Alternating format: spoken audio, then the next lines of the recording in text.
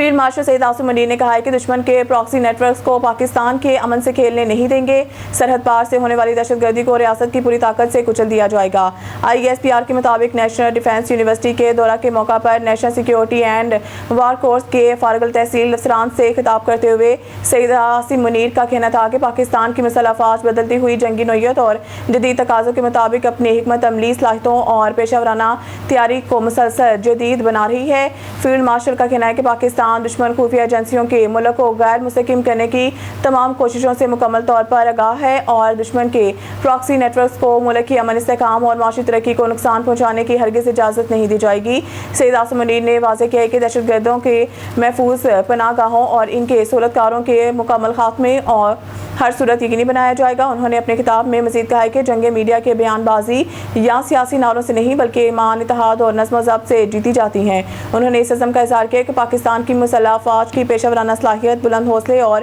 مکمل آپریشن تیاری پر انہیں مکمل اعتماد اور افواج ہر قسم کے چیلنج سے نمٹنے کی بھرپور صلاحیت رکھتی ہے.